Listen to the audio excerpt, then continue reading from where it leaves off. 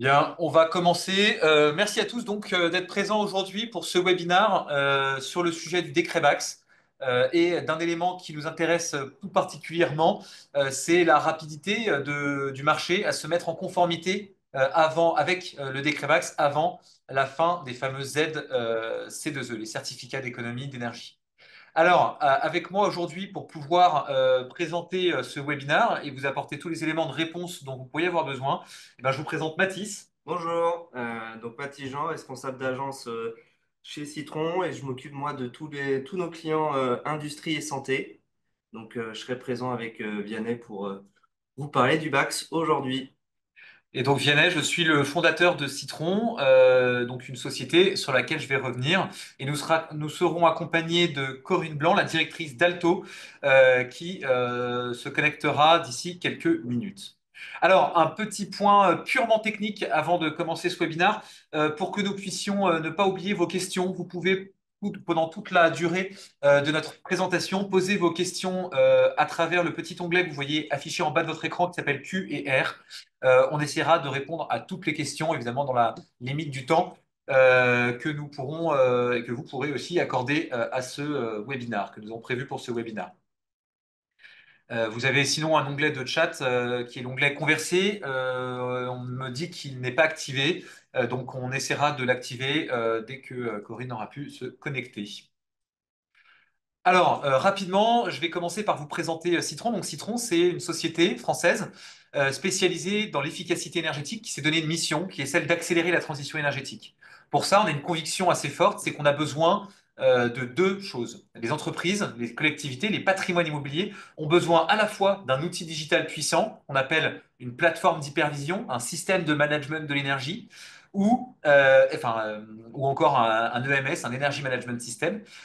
Et de l'autre côté, on a besoin d'accompagnement par des experts en efficacité énergétique, ce qu'on peut aussi appeler des energy managers, des personnes qui vont travailler avec les responsables techniques, les responsables immobiliers ou les responsables développement durable d'un patrimoine immobilier, qui soit d'une collectivité ou d'une entreprise, pour les accompagner à atteindre leurs objectifs de transition énergétique, qui soient là pour des raisons environnementales, des raisons financières, des raisons de renouvellement naturel d'équipement ou encore des raisons de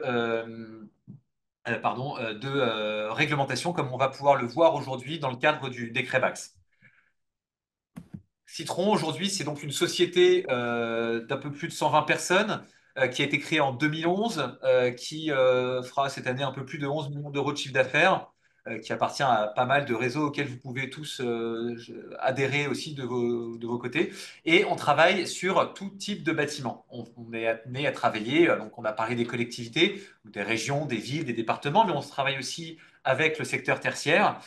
Et le secteur tertiaire, ça peut être de la distribution, ça peut être de la logistique, ça peut être de la santé, ça peut être des parkings, ça peut être des bâtiments de bureaux, des banques, des assurances, des concessions automobiles, des points de vente, etc., etc., de l'hôtellerie, la restauration, etc.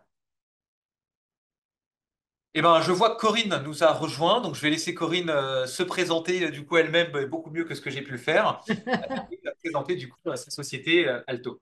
Bon, bah bonjour à tous. Désolée du petit retard. On n'est pas une boîte de digital, on est plus une boîte de terrain et de réalisation. En fait, pour nous présenter, donc déjà, on est ravis d'être partenaire de Citron et de travailler ensemble depuis quelques temps. Nous, on se situe en fait entre un maître d'œuvre tout corps d'État et un financeur de l'efficacité énergétique. On déploie deux expertises, une expertise plutôt technique sur les opérations d'efficacité énergétique et financière, en particulier sur le dispositif des C2E, pour déployer des offres clés en main sur des parcs complets de bâtiments. Notre accompagnement, il est sur mesure et personnalisé. Nos offres sont plutôt simples et rapides et fortement financées. Et finalement, si vous mettez ça en process, le début, et pour nous, c'est hyper important, c'est une visite technique. Nous, c'est quelque chose qui est... Ensuite, il y a une phase étude qui donne lieu à des études et surtout aussi des devis avec déduction de C2E, une phase travaux et une phase financement. Et on fait ça en tertiaire, industrie, réseau de chaleur et résidentiel collectif. Voilà, bon, c'est un peu, en fait, c'est des solutions multisectorielles au service de l'efficacité énergétique. Nous, on se considère comme un intermédiaire et un facilitateur. On s'adresse aux maîtres d'ouvrage professionnels et on essaye de vous proposer des solutions efficaces et pragmatiques.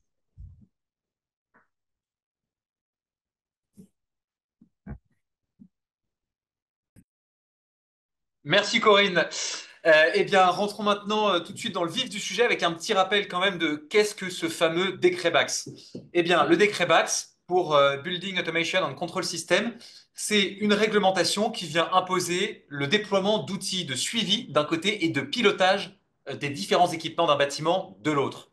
Alors, d'abord, qu'est-ce que ça concerne? Ça concerne les bâtiments qui ont une puissance nominale installée de CVC supérieure à 70 kW. Il y a même une première obligation pour les bâtiments de plus de 290 kW qui est à mettre en place avant la fin de l'année. C'est une réglementation qui est issue qui est dans le prolongement et qui est donc issue du décret tertiaire et qui vient donner, en plus de l'obligation de résultat qui est le décret tertiaire, une obligation de moyens qui est donc de déployer l'action par excellence en matière de performance énergétique qui est le fait de déployer un outil de suivi et un outil de pilotage. Alors, une petite ordre de grandeur de ce que représente un bâtiment de 290 kW de puissance nominale en CVC. C'est globalement un bâtiment entre 4 et 5 000 mètres carrés quand on est dans le secteur tertiaire, dans du bâtiment de bureau. Et quand on est sur du 70 kW, on est à peu près, en tout cas c'est comme ça que ça a été réfléchi, sur un bâtiment concerné par le décret tertiaire et donc finalement un bâtiment de plus de 1000 mètres carrés. Alors, une fois qu'on a défini qu'on était assujetti au décret BAC, ce que vous pouvez avoir en tête, c'est que cette définition, elle est assujettie, enfin cet assujettissement, il dépend de deux choses. La puissance nominale, dont on a parlé, mais aussi du TRI, qui doit être inférieur à 10 ans. D'abord, sur comment calculer sa puissance nominale, je ne vais pas m'étendre parce que c'est un peu technique, mais globalement, c'est la somme des systèmes, de la puissance nominale de chacun des systèmes CVC installés dans un bâtiment en considérant trois cas de figure différents. Le premier cas de figure, eh bien, ça va être le cas classique dans lequel on va sommer tous les équipements. Le deuxième cas de figure, ça va être quand vous allez avoir des chaudières, et souvent une chaudière de secours, eh ben, on va faire la somme des différents équipements sans compter les équipements de secours. Et quand on a à la fois du chauffage et à la fois de la climatisation, on ne va pas chauffer la production de chaud et la production de froid. On va simplement choisir le plus élevé entre les équipements de production de chaud et la puissance nominale des équipements de production de froid. Un petit élément à avoir en tête pour le cas d'assujettissement TRI inférieur à 10 ans, dites-vous que un BAX a toujours la possibilité d'avoir un TRI inférieur à 10 ans. Un BAX, c'est la somme de plusieurs équipements de contrôle et de suivi. Donc il est toujours possible de mettre des équipements de contrôle ou de suivi très légers qui ont un impact sur la performance énergétique du bâtiment avec des TRI immédiats. Je vous donne un exemple tout bête. Mettre une horloge qui éteint la lumière la nuit, ça a un TRI quasi immédiat parce que ça coûte très peu cher et que ça a un impact tout de même significatif. Et donc ça peut être un des premiers éléments d'un BAX à un TRI très très rapide. Vous allez voir qu'on peut aller beaucoup plus loin par la suite. Ah, ben, mon slide est coincé, pardon, excusez-moi. Excusez-moi, petit sujet technique. Tac, tac, tac. Voilà, pardon. Alors, où est-ce qu'on en est? Alors, ce qu'il faut avoir en tête, c'est que les systèmes d'automatisation et de suivi avant ce fameux décret BAX, d'après une étude du GIMELEC, le parc tertiaire, qui fait à peu près 1 milliard de mètres carrés en France, était équipé à hauteur de 6%, c'est-à-dire très faible. Et ça concernait surtout les très gros bâtiments. Une tour à la Défense, des bâtiments de plus de 10 000 mètres carrés, c'était surtout ça qui était équipé de bâtiments, enfin de systèmes d'automatisation et de contrôle. Et du coup, c'était très souvent des systèmes de GTB. Donc, vous avez à peu près la répartition. Quand on voit les bâtiments de 1000 à 5000 mètres carrés, il n'était quasiment jamais équipé. Et plus le bâtiment devient grand, plus il était équipé. Aujourd'hui, c'est en train de radicalement changer. Euh, on se projette, suite à la première échéance du décret BAX, finalement suite à ce fameux 290 kW, à un taux d'équipement qui a triplé. C'est-à-dire qu'on a mis, pour atteindre 6% d'équipement, on a mis plusieurs années à atteindre ce 6%. Et là, depuis le début de l'année, depuis que les gens commencent à installer des BAX dans leurs bâtiments, et ben en fait, on est déjà à 18%. C'est-à-dire qu'on a triplé le taux d'équipement en l'espace d'un an, alors qu'on avait mis très très longtemps à atteindre un taux assez faible. Aujourd'hui, on voit quand même que la répartition d'équipements en fonction de la taille du bâtiment, c'est encore très orienté sur les grands bâtiments. On voit que ça ne bouge pas sur les petits bâtiments, pour une raison assez simple, hein, c'est que la première obligation des petits bâtiments, bah, c'est pas, enfin, c'est au 1er janvier 2027. Alors, dites-vous quand même que 2 ans pour déployer un BAX, globalement, on en a besoin, mais on a encore 2 ans. À côté de ça, sur les grands bâtiments, mais pas que les plus de 20 000 mètres carrés, dès les 5 000 mètres carrés, on a commencé à avoir une accélération assez importante du taux d'équipement. En effet, on voit que sur les bâtiments entre 5 et 10 000 mètres carrés, on avait un taux d'équipement qui était inférieur à 10%. Il est maintenant supérieur à 33%. Sur les bâtiments de 10 à 20 000 mètres carrés, on n'était pas tout à fait à la moitié. Aujourd'hui, on est à plus de la moitié. Et sur les bâtiments qui étaient déjà très équipés, à plus de 80% pour les très grands bâtiments, plus de 20 000 mètres carrés, aujourd'hui, on a un taux d'équipement qui est proche des 100%. Alors, qu'est-ce qu'il impose ce décret BAX? Qu'est-ce que ça veut dire un système d'automatisation et de contrôle? Ben, globalement, on pourrait le répartir en deux gros sujets. D'abord, il y a un sujet terrain. On va devoir installer du matériel sur vos bâtiments. On va devoir déployer des équipements sur vos installations. Mais on va aussi devoir ajouter une couche logicielle qui va permettre justement de venir suivre, monitorer la performance liée justement aux équipements terrain que vous allez pouvoir mettre en place. Alors, je vous ai extrait sept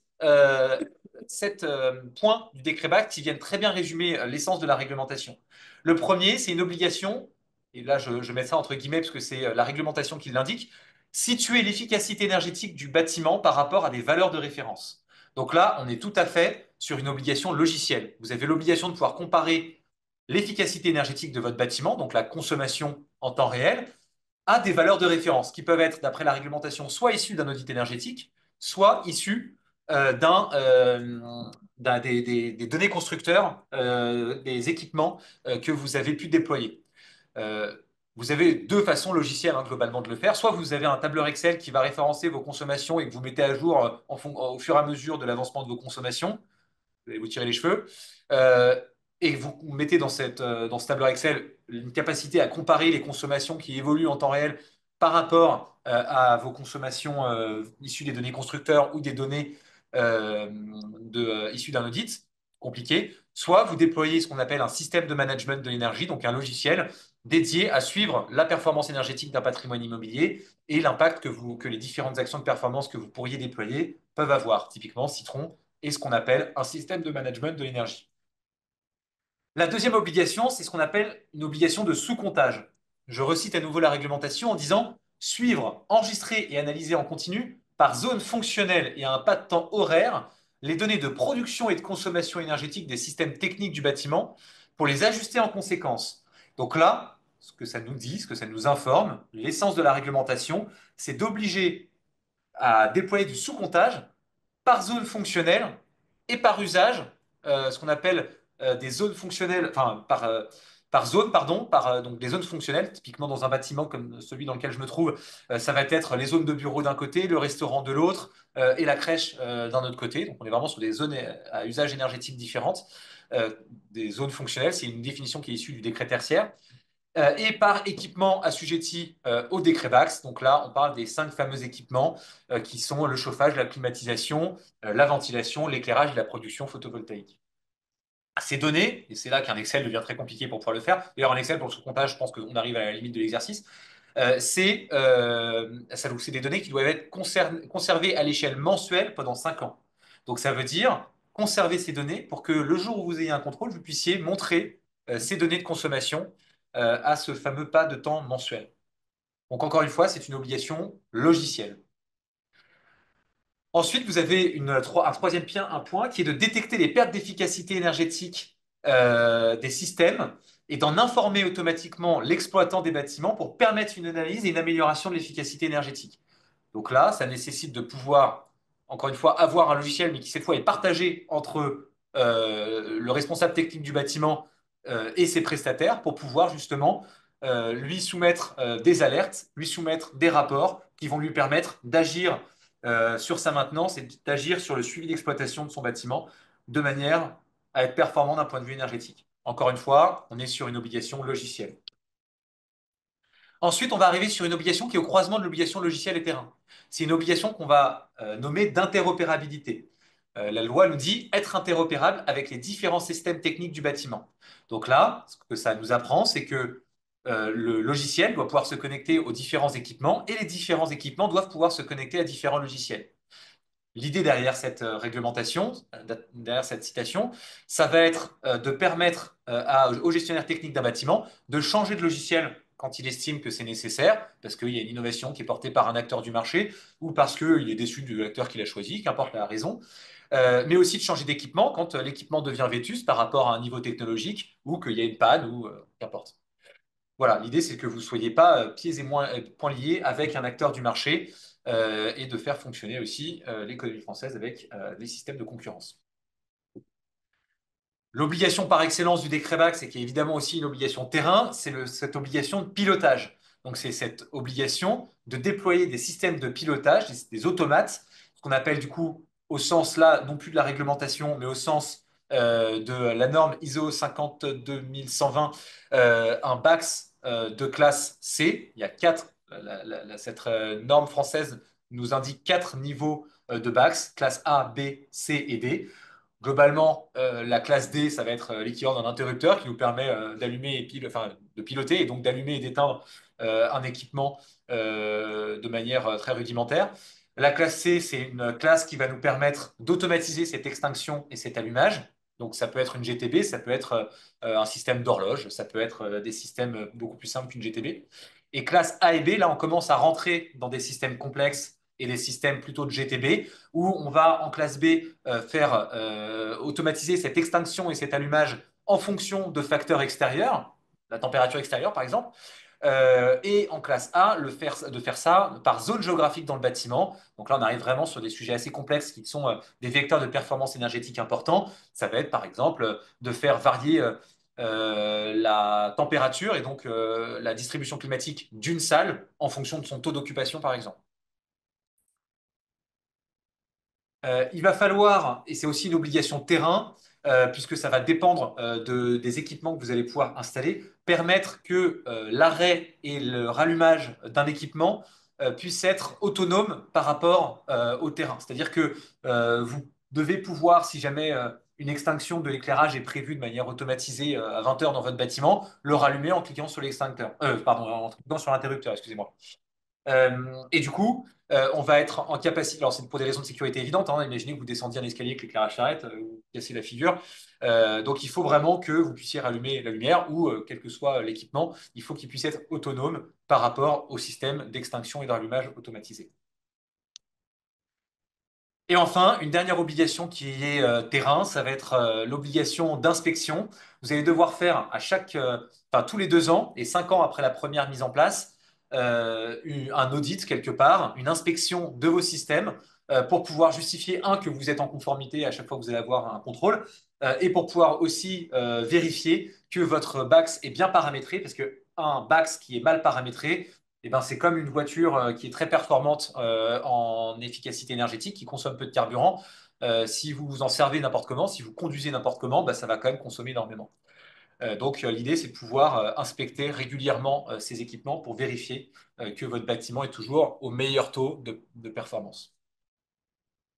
Voilà, un élément qui est très important à retenir, c'est que du coup, pour pouvoir répondre au décret BAX, il faut un BAX au sens de la réglementation ISO NF 52120 minimum de classe C. Donc, un équipement qui va automatiquement allumer et éteindre vos différents équipements assujettis en fonction d'horloge, enfin en fonction de paramètres que vous aurez définis en avance et un système de management de l'énergie qui vont permettre de répondre, donc une plateforme d'hypervision qui vont permettre de répondre aux obligations logicielles, typiquement le sous-comptage, typiquement comparer vos consommations avec des valeurs de référence, etc. Voilà, je passe la main à Mathis sur un premier retour d'expérience qu'on a pu avoir. C'est à Corinne, pardon, excuse-moi Corinne. Je passe la main à Corinne qui va nous faire un premier retour d'expérience sur un client commun d'ailleurs qui est Altavia. Exactement. Donc, sur le cas d'Altavia, donc c'est leur siège social, donc ce sont des bureaux, 10 000 mètres carrés. Tu vas trop vite. Ah, pardon. Désolé. Euh, bah, le but était effectivement, alors que Altavia a déjà un SME Citron, un système de management de l'énergie, c'était justement de les mettre en conformité des CREBAX et de les amener plus loin pour financer l'opération avec les C2E. Et le TRI, donc temps de retour sur investissement qu'on calcule, il est dans cette configuration-là. Nous, on a fait un devis de GTB qui répond à tout ce que vous a décrit Vianney, plus les amener jusqu'à la classe A, donc sur l'éclairage, le chauffage et la climatisation, de réussir une conformité des CREBAX et l'éligibilité à la fiche C2E qui s'appelle la BAT TH 116. Euh, Nous, on est un acteur, comme on vous l'a dit, qui faisons du clé en main. Donc, nous, le devis qu'on a fait à Altavia intégrait le prix de la GTB. Vous verrez les chiffres juste sur la slide d'après. Et on en déduit la prime C2E. Donc là, en l'occurrence, la GTB 3 usages classe A coûtait 160 000 euros. La prime C2E 2025, là, je vous ai reprojeté ce qu'ils auraient eu s'ils avaient signé qu'en 2025. La réalité, c'est qu'ils ont signé en 2024 et ils ont eu une prime plus importante.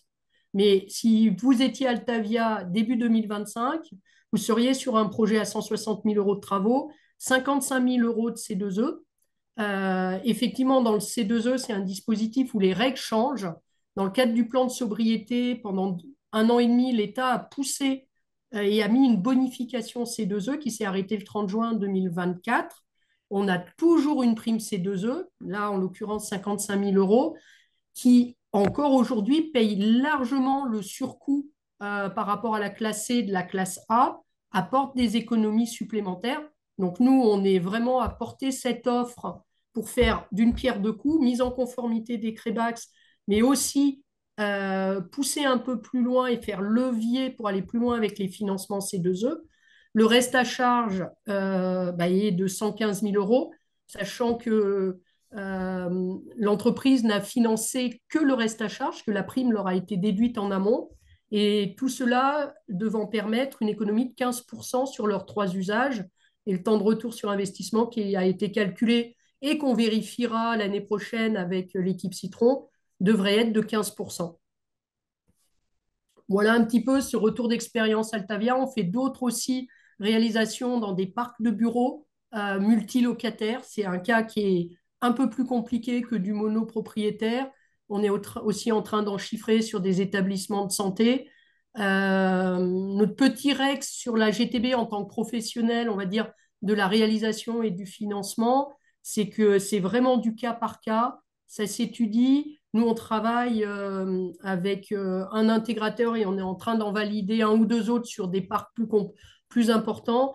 Le métier de l'intégrateur, en fait, c'est un métier assez hybride. En fait, il faut avoir quelqu'un qui est à la fois quelqu'un qui sait programmer, c'est le monde du SI, et aussi quelqu'un qui sait réaliser sur le terrain, poser du câble, etc.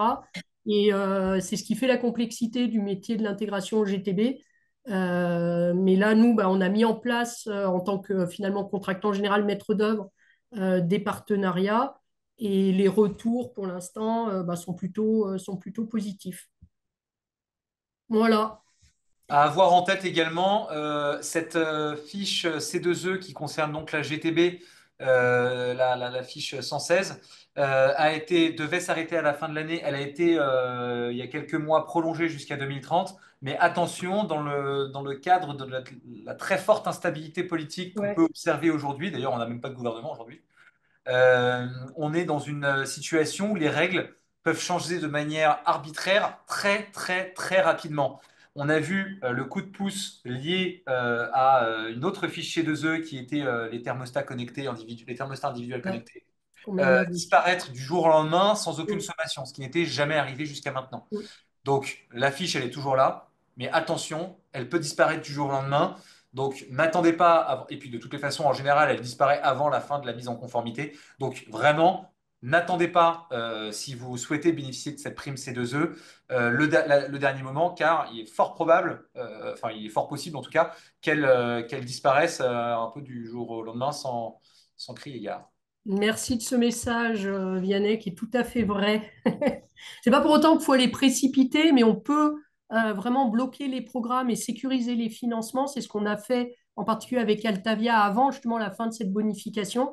Donc, eux, pour vous dire, ils ont bénéficié de non pas 55 000 euros de prime, mais plus du double. Euh, et en fait, dans le monde des aides, surtout avec cette instabilité, aller vite, c'est pas faire n'importe quoi. Il faut juste choisir les bons partenaires. Et effectivement, régulièrement, ceux qui vont à la fin de la limite, eh ben, ils n'ont plus les aides ou ils les ont dans des très mauvaises conditions. Du coup, oui, c'est moi qui continue sur le retour d'expérience. Euh, le retour d'expérience, c'est que la clé justement d'un projet réussi, où on fait levier à la fois sur la partie technique et la partie financement, en fait, c'est la qualité de la visite technique, euh, l'utilisation de visites virtuelles, de fiches découvertes, voire on n'en est pas au BIM sur la plupart de nos projets, mais ça peut être fait. Et que ces informations-là, et on travaille beaucoup main dans la main avec Citron aussi sur leur partie audit, alimentent correctement et avec les mêmes données en même temps, à la fois l'audit énergétique, l'ingénierie bâtiment et l'ingénierie financière. Et c'est ça qui fait un calcul fiable de votre temps de retour sur investissement. C'est-à-dire combien ça coûte, combien je déduis d'aide et combien ça me fait gagner. Voilà. Nous, on est piqué à ça. Et ce que je pense, sans fausse modestie, que notre force, c'est justement la qualité des visites sur mesure qu'on fait sur chaque parc qu'on visite pour justement amener les meilleurs programmes et la meilleure ingénierie technique et financière. Je tiens à dire d'ailleurs que il y a un autre type d'audit qui est en train de se démocratiser. Ce n'est pas ce qu'on appelle, c'est une partie d'un audit énergétique, c'est ce qu'on appelle un audit BAX. On reviendra dessus tout à l'heure, on vous détaillera parce que c'est souvent la première étape de la mise en conformité avec un projet BAX. Mais donc ça correspond à un audit énergétique qui est zoomé plus particulièrement sur le sujet du pilotage et du suivi. Je vais me permettre de répondre. Je vous aurais une question sur le fil. Comment avez-vous pu mettre en place une GTB classe A sans piloter ECS et ventilation? L'exigence de la classe A, c'est trois usages. Donc, on a chauffage, climatisation, éclairage. Il n'y avait pas d'intérêt du tout et il y avait des surcoûts énormes pour faire de l'ECS, de la ventilation. Le maître d'ouvrage ne le souhaitait pas. Donc, on n'a aucun problème avec nos trois usages, ni avec la classe A, ni avec le décret BAX. Et il y a effectivement pas d'intérêt, mais on peut aussi rajouter que en fait une GTB c'est une somme de fonctionnalités différentes qui vont agir sur différents équipements et que chacun pourrait être considéré indépendamment les uns des autres en classe A, B ou C. Et en fait, une classe A, c'est donc une GTB qui est à 100% en classe A sur les différents équipements. Et du coup, on va se retrouver pour pouvoir bénéficier des C2E avec une classe A à 100% de là où on demande de la subvention. Attention également aux classes hybrides qui souvent peuvent permettre d'aller chercher des temps de retour sur investissement plus rapides, mais qui du coup permettent pas d'aller chercher des C2E et donc un temps de retour sur investissement plus rapide par ailleurs. C'est tout l'intérêt justement de ce fameux audit BAX, c'est de vous faire un plan d'action qui va s'appuyer sur une classe AB, donc avec une GTB ou un système de pilotage autre qui va permettre du coup d'avoir des certificats d'économie d'énergie et donc des subventions. Euh, Par ailleurs, on peut aussi vous comparer ce plan d'action dans le cadre de notre audit BAX à une GTB ou un système BAX plus light qui du coup n'aura pas de certificat d'économie d'énergie, donc de subvention. Donc ça vous permet vraiment de mesurer quel est en fonction de votre bâtiment, quel est le système qui a le plus d'impact pour vous. Et pour rebondir à tout ce qui a été dit, notamment je rebondis sur le cas de Altavia. Il faut penser qu'un système BAX, donc un système GTB, rentre à la fois dans le décret BAX, mais aussi c'est lié à d'autres obligations. Donc il y a le décret tertiaire, évidemment, mais on peut avoir aussi des entreprises qui ont des obligations par rapport à leur impact carbone.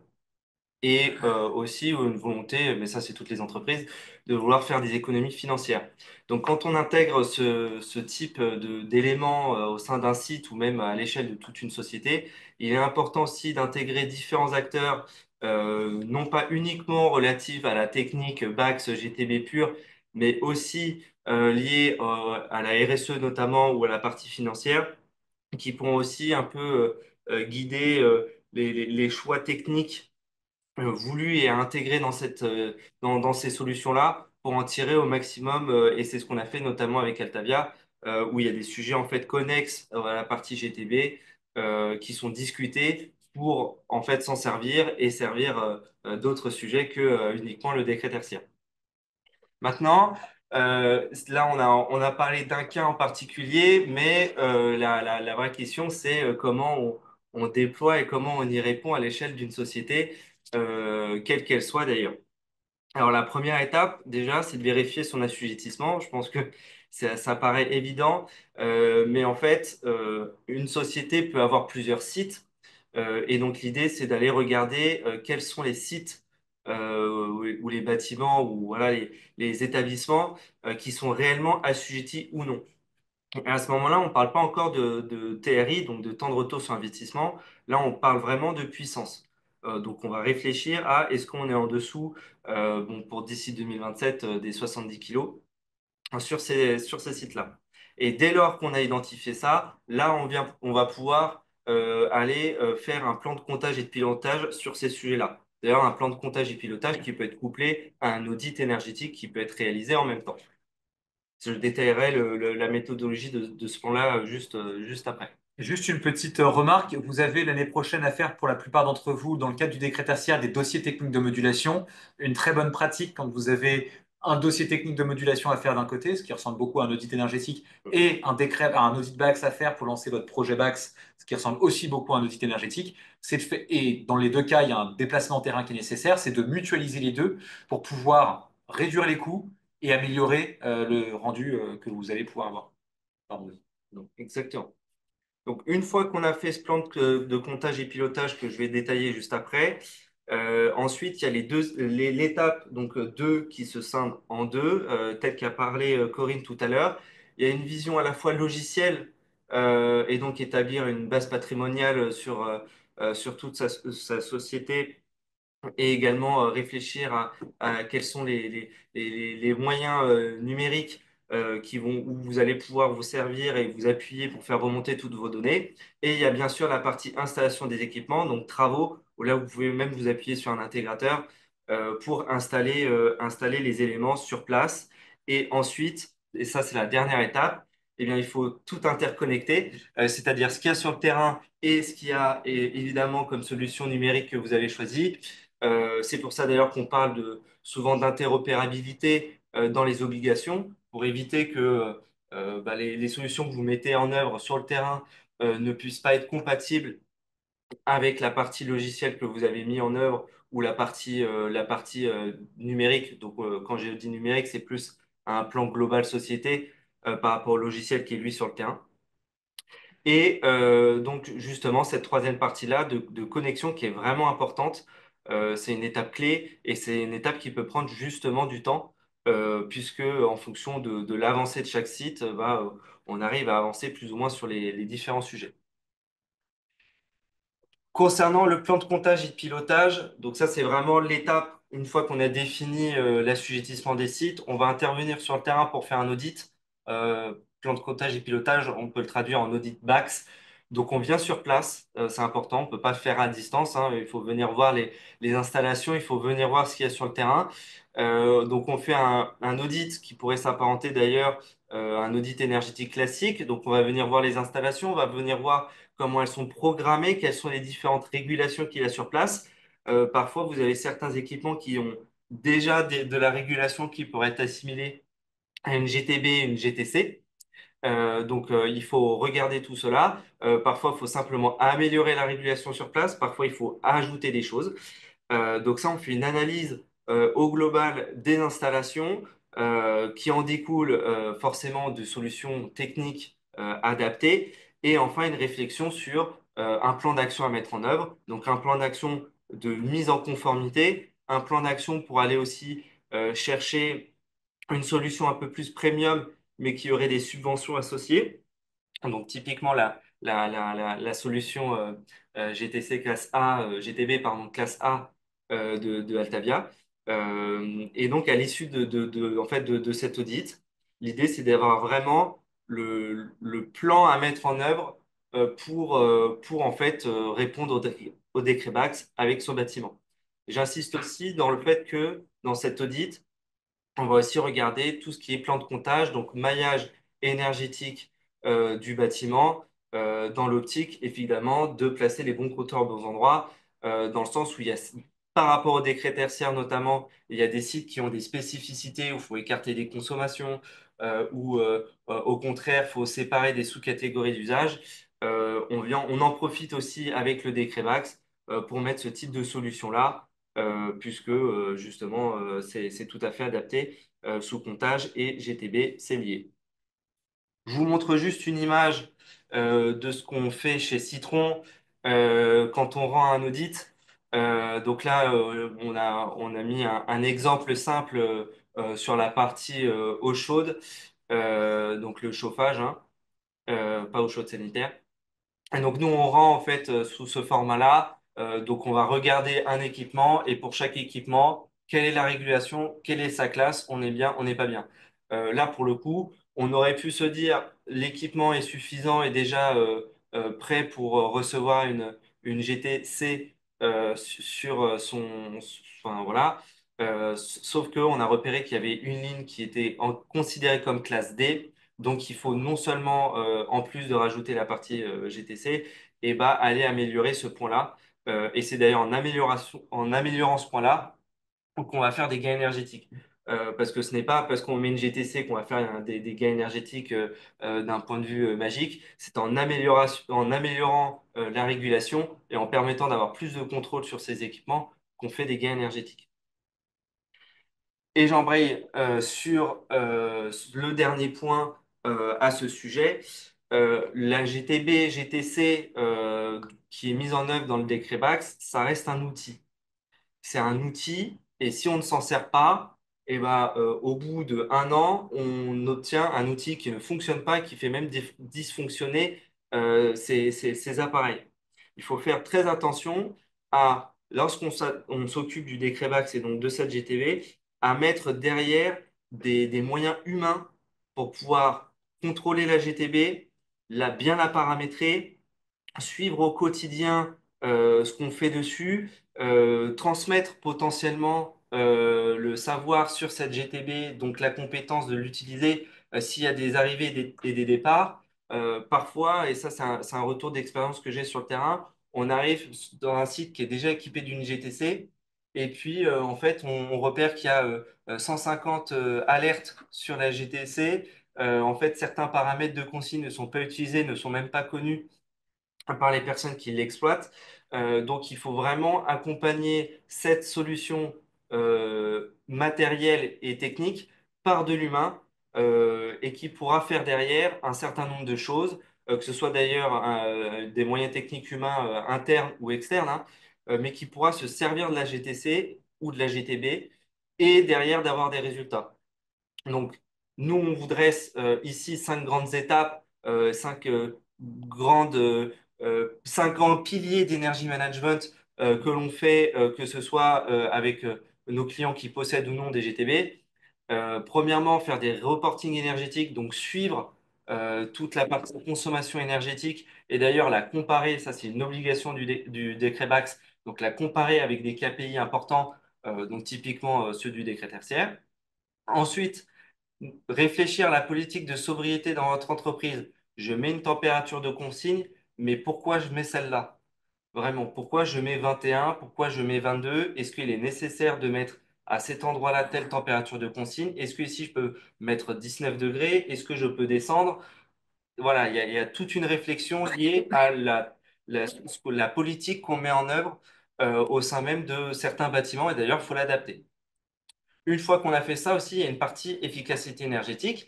Aller réfléchir à qui est le plus performant ou non dans ces bâtiments et lesquels méritent plus d'attention que d'autres. Évidemment, un volet de déclaration réglementaire, parce que comme je l'ai dit, une GTB, ça récupère des données énergétiques qui peuvent d'ailleurs se transformer soit pour le décret tertiaire, soit en volet carbone pour toute une politique liée à ça, euh, ou éventuellement d'autres sujets. Donc, il ne faut pas hésiter à les intégrer. Mais généralement, on parle quand même du décret tertiaire quand on parle de GTB et de décret BAX. Et enfin, le dernier volet qui regroupe un peu tout ce que je viens de dire, la dimension tout simplement stratégique et qui, eh bien, si on ne met pas en œuvre une stratégie au sein de son entreprise, on a beau avoir mis des outils, s'ils fonctionnent tous de leur côté et que, on ne coordonne pas un peu les choses, on ne voit aucun résultat à l'échelle d'une société qui pourrait posséder pratiquement une centaine de GTB sur chacun de ses sites. Donc ça, c'est un volet très important qu'il faut insister. Il y a une solution technique qui répond au décret BAX, mais derrière, il faut du suivi, derrière, il faut de l'humain, et derrière, il faut tout simplement une réflexion de comment utiliser, parce que sinon, vous aurez mis un outil qui ne vous servira à rien, vous aurez répondu à la réglementation, mais à la fin, aucun résultat. Merci Mathis. Alors, un dernier message pour récapituler comment Citron peut vous aider, et comment Citron et Alto d'ailleurs peuvent vous aider.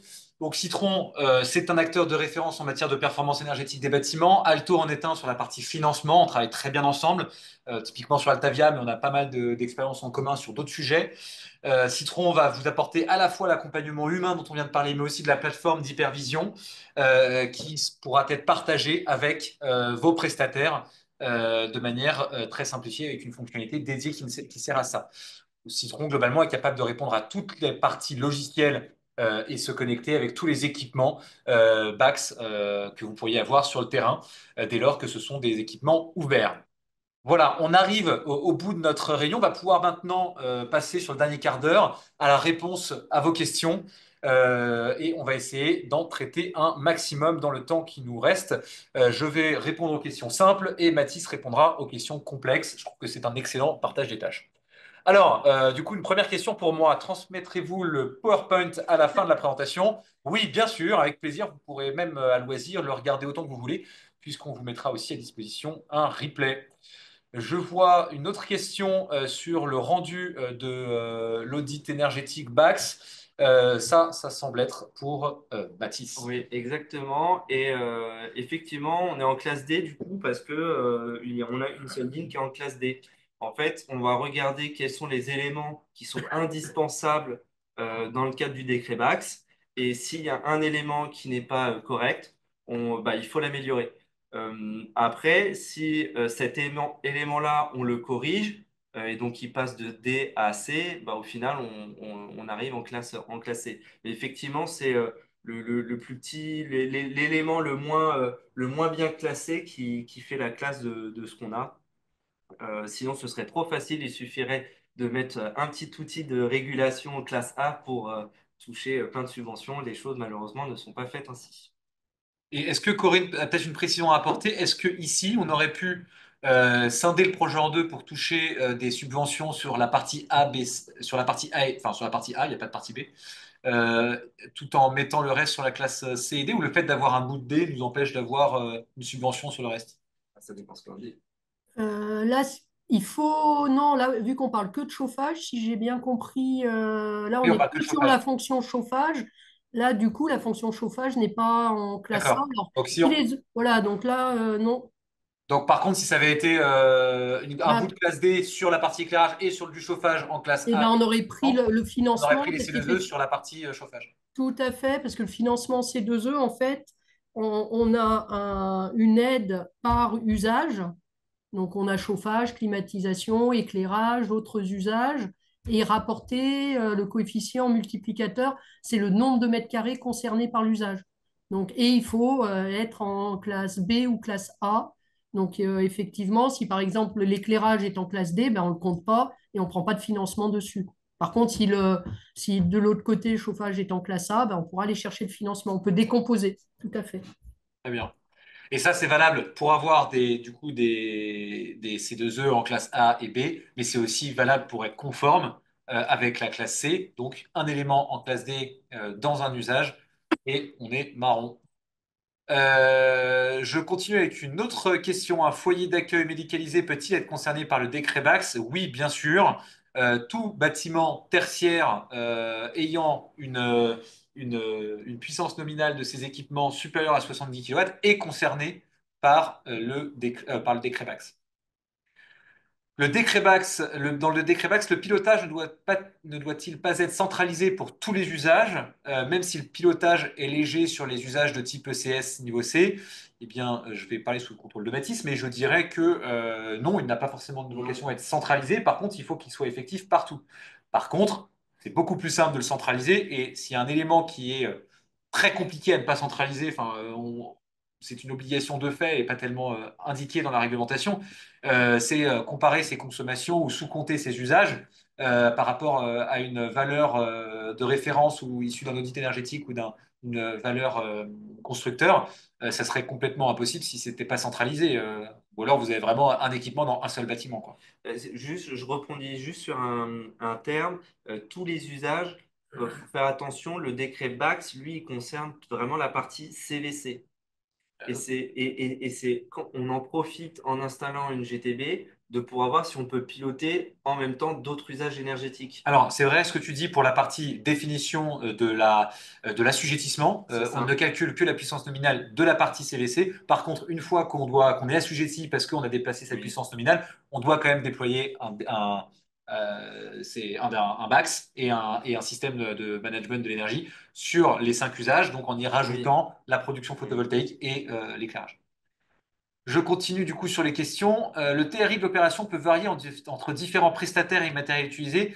Qu'est-ce qui fait vraiment foi concernant le décret? Ce qui va faire foi, c'est l'audit BAX que vous allez pouvoir réaliser auprès d'un prestataire comme Citron ou comme d'autres. On n'est pas très nombreux à savoir le faire parce que c'est des thématiques assez complexes qui regroupent à la fois la partie énergétique et la partie automatisme. Je n'ai pas tellement le nom de confrères en tête, et puis de toute façon, je suis pas sûr d'avoir envie de vous en donner si jamais j'en connaissais, mais en tout cas, Citron en fait. La catégorie autres bâtiments tertiaires demeure-t-elle exclue des LC2E? On pourrait regarder la fiche. On ne sait pas. Corinne, c'est pour toi cette question. On ne t'entend pas, Corinne, pardon. Vous pouvez répéter la question, s'il vous plaît? La catégorie autres bâtiments du secteur tertiaire demeure-t-elle exclue des LC2E? Oui, ils ont commencé effectivement c'est toujours le cas. Aussi, par exemple, sur les déstratificateurs d'air, sur les GTB, effectivement, on a plus de moins en moins les autres bâtiments.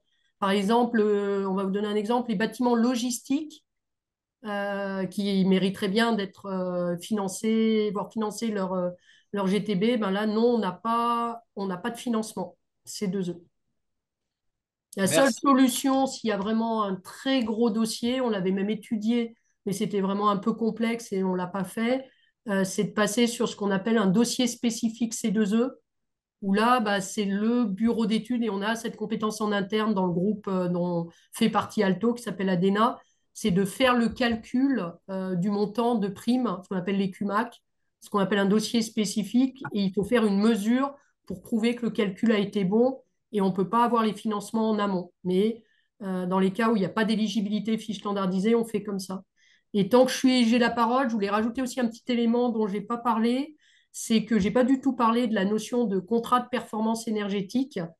Une des solutions qu'on commence à proposer pour encore mieux financer les projets, à partir du moment où le projet a une importance suffisante et que on a vraiment une envie de piloter ses consommations, un contrat de performance énergétique jusqu'à fin 2025 peut jusqu'à doubler le montant des aides sur le programme sur lequel on donne une garantie de performance énergétique avec le partenaire maintenance qu'on associe à la démarche. Donc c'est une offre packagée qui est nouvelle chez nous, mais qu'on va pousser sur les cas où justement le jeu en veut la chandelle et on arrive à encore mieux, grâce à ça, financer les projets. C'est un montage plus long, plus compliqué, mais par contre, le jeu en vaut la chandelle puisqu'on peut avoir des bonifications entre x2 et x3 sur toutes les opérations, pas que sur la GTB. Voilà, je voulais juste préciser le petit point sur les C2E et que ceux qui se sont intéressés éventuellement sur des projets en discuter concrètement, ben, on est à l'écoute. Et notre partenaire système de management de l'énergie de ce genre de projet est justement Citron, parce qu'on ne peut pas faire de contrat de performance énergétique sans un bon pilotage et suivi de sa consommation d'énergie. Merci Corinne. Je continue avec les questions complémentaires qui nous sont posées au fur et à mesure. Si l'éclairage est en classe D et le reste en classe A, on est conforme au décret au global. La réponse est non, à moins que le TRI ne vous permette de sortir l'éclairage du scope.